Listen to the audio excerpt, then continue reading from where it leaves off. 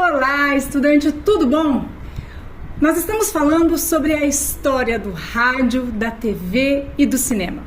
Eu sou a professora Silvia Artigas e hoje, nesse videocast, eu trouxe uma pessoa muito especial para contar um pouquinho dessa experiência ao longo dos anos, ao longo da existência desses meios de comunicação, como espectador, como ouvinte, mas também como produtor de conteúdo.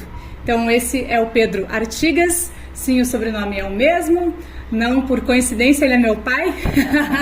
Então eu escolhi trazê-lo porque mais do que ser um produtor de conteúdo, ele também viveu um pouco. São 80 anos? 80 anos. São 80 anos, então se a gente for pensar que o rádio tem pouco mais de 100, você começou ali junto, né? Quase que junto com o rádio. Então, vou chamá-lo de pai por algumas vezes, por outras vou chamá-lo de seu Pedro, então vocês vão entender. Combinado, gente? Tudo bem, pai? Tudo bem, graças a Deus, filha. É um prazer imenso poder estar aqui com você e falar um pouquinho daquilo que a minha vida já esteve e já viveu.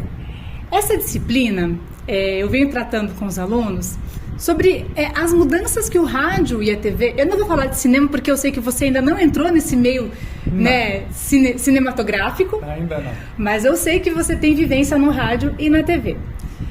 E aí a gente vem tratando ao longo das aulas, né, ao longo do livro que nós estamos trabalhando juntos, sobre a história. Então lá desde 1922, quando surgiu o rádio aqui no Brasil, depois ali algumas décadas depois, quando surgiu a televisão, e como que isso evoluiu ao longo dos anos. Então lá no comecinho o rádio era tudo ao vivo, não sei se você chegou a pegar as radionovelas ao vivo quando você era criança, né? A radionovela, a minha avó ouvia a radionovela? E como? E como? Nossa! A Rádio São Paulo era a rádio que mais transmitia novelas e ela assistiu, naquela época, O Direito de Nascer. Olha aí, a gente tem referência, hein? 1950, eu me lembro disso porque era às 4 horas da tarde, era o horário em que eu estava mais elétrico. Tinha voltado da escola e aí ela chamava, a gente sentava tudo perto do rádio para ouvir O Direito de Nascer. Era uma experiência, era um momento. Era um acontecimento. Por quê? Porque quando chegava às 8 horas da noite, meu pai sentava no rádio, não existia televisão, era o rádio, e ele ligava na Rádio Tupi. E a Rádio Tupi, em consonância com o Rio de Janeiro, vinha o famoso Repórteresso. O primeiro jornal, rádio-jornal, inclusive que o Repórteresso, ele surgiu junto com a rádio, né? Dias depois ali da criação da rádio, lá em 1922, a gente já começou a receber notícias aí pelo Repórteresso. Inclusive existiu uma lenda, né, de que se deu no Repórteresso... É verdade. É verdade. É o que falam hoje, né? Se está na internet é verdade, que não é verdade? Que não é verdade. Por exemplo, final da guerra, 1945, o Repórteresso foi a primeira emissora brasileira a noticiar o fim da guerra. Entrou em edição extraordinária no Brasil todo. Eu vou colocar esse trecho para vocês ouvirem então.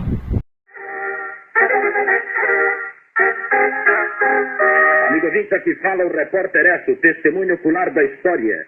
A Rádio de Hamburgo, depois de transmitir o crepúsculo dos deuses durante muitas horas, acaba de anunciar: o Führer morreu. Terminou a guerra, terminou a guerra, terminou a guerra. Nossa, como que deve ter sido a emoção disso, né? Porque a abertura do Repórteresso era a seguinte: em edição extraordinária, o Repórteresso anuncia o final da guerra, da Segunda Guerra Mundial. Nossa. O Brasil esteve presente em todos os acontecimentos. Que coisa, hein? Foi uma choradeira só. Imagino. Eu imagino. A emoção era muito grande, né? E como que era, assim, pai, pensando aí, né, em toda essa história, né? Você veio de ouvinte de criança, vendo a sua mãe, o seu pai, ouvirem a rádio, depois veio a TV? Em 1956, 57 veio a televisão. Que não era muito fácil ter também. Não era toda casa que tinha. Uhum. Meu pai comprou uma importada, de segunda mão, uma RCA Victor, que era um móvel de sala. Porque o rádio também era um móvel, né? O rádio também, ele não era ainda não era uma coisa pequenininha, tipo, que nem a gente tem hoje na mão. Era uma caixa desse tamanho assim, dessa altura, e ficava no centro da sala de estar. E vitrola era uma coisa, rádio era outra. Rádio era outra. Não era tudo junto. Não, a rádio vitrola veio por volta de 62, 63, com a Telefunken. Nossa, muito tempo depois. Até Isso então já nem existe mais. Não, mas hoje existem vitrolas, de novo, tá voltando. Tá voltando. Mas também é para um público específico, né? É muito caro ainda. Muito caro ainda. Como era na época. Como era na época, exatamente. E aí, então, você acompanhou isso? Vocês começaram a TV em preto e branco? Sim. A televisão começou com o canal... Que era a TV Tupi. TV Tupi, canal 3, em que a gente ligava à noite para assistir. Aí ficava uma briga. Por quê? Porque meu pai queria ouvir rádio e minha mãe queria ver televisão. Porque os programas eram ao vivo, então tinham 1000 erros. Tá vendo? Olha só que legal, a gente fala, né? Porque assim como o rádio era ao vivo no começo, depois inventou-se ele muito mais pra frente as fitas magnéticas para fazer a gravação. Eu sei que você trouxe algumas coisas aqui pra gente, a gente vai mostrar já já. E assim como o rádio, a TV também era ao vivo. Então, devia ser assim, eu falo uma palhaçada, eu trabalhei muitos anos em TV, eu sei como é que é isso, mas assim, devia ser uma coisa muito engraçada, porque as pessoas estavam aprendendo a fazer televisão. Sim. E era interessante, porque você sabia quando acontecia o erro, porque entrava a propaganda. E a propaganda, o que era? Tinha uma moça, como é que era? Moça de propaganda. Uhum. Então, quando dava o erro, ela já entrava e dizia: você está assistindo o programa tal, mas nós temos que anunciar a você este novo refrigerador, totalmente novo. Ele não é a eletricidade ainda, ele é a querosene, que você vai estar colocando aqui atrás e ele vai já... Era uma assistente de palco. Era uma assistente de palco. Uma assistente de palco, ela fazia esse trabalho de contornar ali as falhas da programação. Exato, caiu o cenário, você ouviu o barulho, aí ela continuava a propaganda, dava um sorriso, colocava uma pequena música, fazia outra, ela ia mudando de estúdio na medida em que a propaganda ia avançando até consertar o cenário ou o artista poder se recuperar. Aí quando ele recuperava, ela dizia boa noite e voltava para a cena. Olha que interessante, né? Hoje, anos 2020, né? 26, 27, daqui para frente, né? Em que a gente tem um telefone que tem televisão, que a gente tem um telefone que toca rádio, que a gente tem tudo na palma da mão. É até impensável para um aluno de 18, 19, 20 anos que está começando uma faculdade agora, imaginar uma televisão dessa forma. Então eu vou sair um pouco da televisão, porque quando eu fui para televisão, quando eu fiz televisão lá no Nordeste, eu já tinha um teleprompter. Então tudo que eu falava eu já li, eu ficava olhando para a câmera e tinha já o teleprompter para mim poder ler. E todo mundo perguntava naquela época, Silvia, como é que eu não errava o texto se muita gente errava e eles tinham que voltar? Porque já era gravado. Uhum. Eu entrava na gravação, eu fazia gravação direta sem errar o texto. O teleprompter também foi uma inovação assim. Nossa, foi gigantesca, modificou, né? Eu acho que são muitos fatores que impactaram aí na televisão. o teleprompter, o próprio videotape, né, de poder gravar numa fita. A gente tinha, a nossa família sempre foi muito ligada nessas questões de audiovisual. Então, desde sempre a gente tem máquinas fotográficas, né? Gravador de áudio mesmo, com aquelas mini fitinhas. Microfita. Depois as JVC, lembra? A câmera, né? Eu tenho duas câmeras em casa. A filmadorinha, né? A filmadora, que tinha fitinha também. Depois, muito tempo, veio a filmadora num CDzinho que acabou não pegando.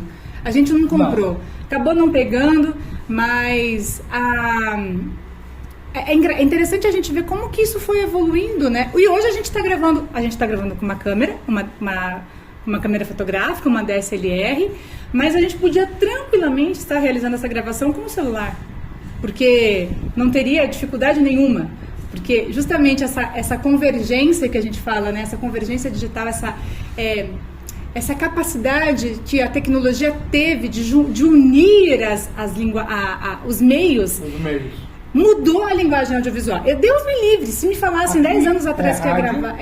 Que eu hoje tenho um programa de rádio, e quando eu não posso ir ao estúdio para gravar, eu gravo aqui no meu celular e mando para a rádio. E ele lá, a única coisa que ele pede é que eu grave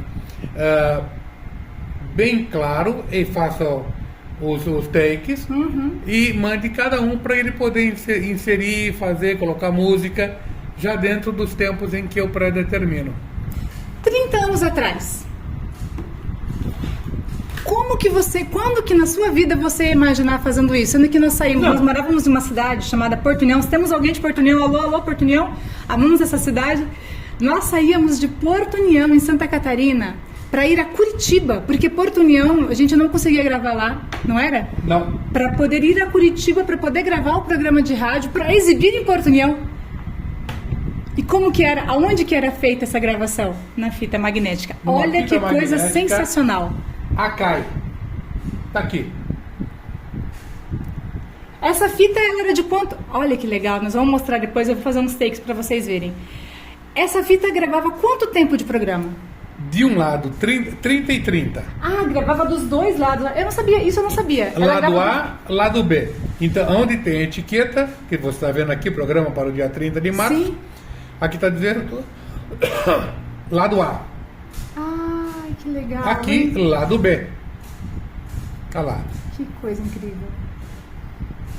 Verdade. Lado B, Side number 2. Vocês conseguem... Gente, isso aqui é uma fita. Imaginem. Que era feito num gravador Akai. Que era aquele gravador grandão, assim, né? Exatamente. Eu lembro disso. Então, esse era a nossa... Foi o primeiro meio que nós fazíamos. Inclusive a Silvia, com 7 anos, participou da abertura de um programa meu lá em Curitiba. Lembro até hoje, 95 FM. A rádio que toca... Não lembro mais como que foi a inserção que eu fiz, mas foi isso. 95 FM. Gospel Music, que era o nome do programa. Esse foi o primeiro. Daí, a rádio evoluiu e comprou um outro equipamento. Que era o microdisc. Que era o microdisc. Olha que legal, gente. Pai, segura aqui meu microfone. Olha que coisa legal. Deixa eu ver se... Eu lembro que isso aqui era muito sensível. Ele nem abre, né? Porque ele aqui, Ele é como se fosse um CD, um disquete, perdão, né? Como se fosse um disquete, e ele fazia a conexão. Eu lembro que existiam alguns aparelhos já, que você colocava ele, você não precisava gravar ele num aparelho grande. Não. Era isso, né? Exatamente. Colocava ele ali. Gente, olha a evolução, né? De uma fita magnética dessa aqui para isso aqui. Vocês conseguem imaginar a repercussão disso aqui? E era assim... As rádios, as emissoras, as produtoras que adquiriam isso aqui estavam à frente no mercado. Não, estavam à frente. E depois tinha uma outra coisa. Tinha que trocar os microfones da rádio. Porque esses aqui eram muito mais sensíveis, eram alta fidelidade, e as rádios naquele tempo eram mono. Então eles tiveram que trocar. Foi aí que eu conheci o famoso microfone alemão Schuller. O Shure. Shure. Shuri, gente, o Shuri também o Shuri é até hoje, o Shuri é referência, a qualidade de captação, a qualidade de definição de áudio dele é incrível. Olha aqui, ó. Se você olhar aqui, se a câmera depois pode mostrar, aqui na etiqueta, o comando, o homem do estúdio tem o tempo e tem os takes ao lado. Track 1, track 2, 3, 4 e o tempo de cada um deles. Olha que legal. E ainda havia um tempinho de reserva no final. Essa etiqueta era tirada e colada na fita. Colada aqui. Aqui mesmo. Quando eu devolvi essa fita para a rádio, eles gravavam um novo programa, tiravam essa fita e colocavam a nova fita. A nova etiqueta, mostrando o novo programa. Então todo o programa vinha uma etiqueta nova com a fita, com essa daqui. Essa daqui não era um lado só, mas aqui dentro gravava 1 hora de programa. 1 hora. Sem propaganda. E aí depois disso veio o quê? Depois disso veio o moderno. Isto aqui, que aqui tem um programa de 1 hora meu. Deixa eu contar um segredo. Meu TCC da faculdade, gente, eu fiz num desse aqui. Meu TCC eu entreguei num disquete desse aqui. Ah, é? Esse aqui eu nem lembro quanto que cabia. 1,44. Meu TCC eu gravei nisso aqui. E aqui tem um programa. E tem mais, hein? Eu podia dizer se ia gravar ou não gravar, porque aqui em cima, se você olhar bem, tem um bloco. Um toquezinho que você põe para cima, você abre a gravação. Se você põe para baixo, você não pode gravar mais. Que é uma forma de preservar. Às vezes, como era a gente tinha muita fita, tanto na televisão também tinha isso, com as fitas Betacam, você podia bloquear a gravação. Então, quando a pessoa ia tentar gravar em cima, estava bloqueado para gravação. Então ele sabia que aquela fita, no caso, aquele CD, ele não era regravável. Ele só estaria disponível para regravar ou para gravar alguma coisa em cima se ele tivesse desbloqueado. Se ele tivesse bloqueado com o cadeado on, que isso acontecia tanto nas fitas quanto nos disquetes, a produção sabia que aquela fita, aquele material não podia ser reutilizado naquele momento, porque a gente reutilizava da mesma forma que a gente reutiliza cartão de memória hoje, né? Só que daí no cartão de memória você vai lá ver, formata, não formata, é questão de fazer backup, né? Mas não era tão simples fazer um backup na época, né? Você tinha que fazer backup em outros desse ou em outras fitas, né? Em outros materiais. Para outra. Eu tenho milhares de fitas em casa que vão fazer exatamente isso, de me mostrar de backup.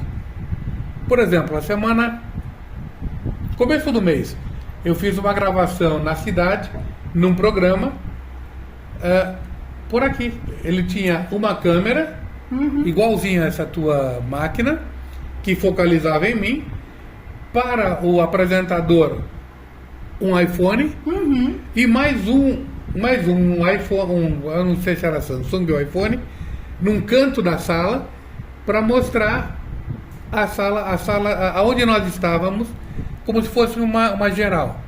Então essa daqui era direcionada, aquela era direcionada e aquela era um plano geral. E um chefe de estúdio que ficava no computador. Olha, tudo no computador hoje. Tudo no computador. Só modificando as câmeras. E nós conversamos como estamos conversando aqui. Opa, para finalizar, a gente já bateu o nosso tempo aqui. Como que você viveu essa mudança? Como que é para você hoje ter tudo na palma da mão? Porque assim, para o jovem, para quem nasceu ali nos anos 2000, é natural. Sim. Né? Se a gente for olhar os seus netos, os meus alunos até, alguns alunos, dependendo, né? Mas é natural. Porque já nasceu nessa geração tecnológica, nessa geração da convergência, né? De tudo integrado. Mas para você, que viveu ali o advento da TV, que pegou os primeiros anos do rádio, as primeiras 22, 30, 40, a primeira, os primeiros, nasceu ali nos primeiros 20 anos do rádio, né? Como que é para você hoje toda essa mudança, que foi muito rápida, eu acho? É como o meu neto de 2 anos aprendendo a andar. Tudo é novidade. Tudo. Eu, por exemplo, eu gravo um programa às terças-feiras, e às vezes eu estou falando, eu tenho às vezes um problema de gripe e eu começo a tossir. O meu orientador de estúdio, imediatamente ele corta a gravação, espera eu acabar de tossir, aí ele solta no áudio para mim onde eu parei, eu pego dali e começo. Quando eu vou ouvir o programa, eu não tive tosse nenhuma. O programa segue redondinho. Eu volto para ele e digo, você é o mágico. Você fez coisa que não dá. Ou às vezes eu falo demais e eu ultrapasso o tempo de fala do programa por causa das músicas. Quando eu vou ouvir o programa, as músicas se encaixaram e o tempo deu certinho. Eu falo para ele, como é que você conseguiu, Diogo, fazer isso? Só ajustando o tempo aqui, corta ali, eu cheguei lá. Mas assim, com uma tranquilidade, como nós estamos fazendo aqui essa conversa. Você acha que hoje, então, apesar das... não vou nem falar de mais fácil, mais difícil, mas vamos falar de gosto. Você gosta mais de como as coisas estão hoje ou você sente um pouco de saudade de como era antigamente? Sinto saudade. Era mais coloquial. Era mais artesanal. Mais artesanal. Uhum. E tinha mais aquilo de você fazer num centro onde estava todo mundo empenhado em te ajudar a fazer o melhor. Hoje uma pessoa faz tudo sozinho. Faz. Na rádio mesmo, às vezes eu vou lá na rádio, quando eu vou fazer minha gravação, depois eu saio, eu entro no estúdio do ar, eu fico conversando com o DJ e para um pouquinho, ele joga uma propaganda, entra, fala, volta. A gente continua conversando como aquilo fosse o mais natural. E às vezes eu lembro com ele o tempo em que ele não tinha nem tempo de conversar, porque ele tinha que trabalhar segurando o picape aqui. A picape, sim. Uhum. Com o braço do picape já em cima da música que ele ia soltar. Da outra mão, ele pegava uma caixa igualzinha essa daqui, que tinha uma propaganda, e ele trocava aqui do lado. Ele tirava uma e colocava a outra, segurando aqui e falando no microfone. Eu pergunto para ele, como é que você conseguia? Ele falou, você falou 20 anos que eu fiz isso. Hoje ele faz tudo no mouse, num computador, na tela, tá ali. Não tem. Acabou o amor.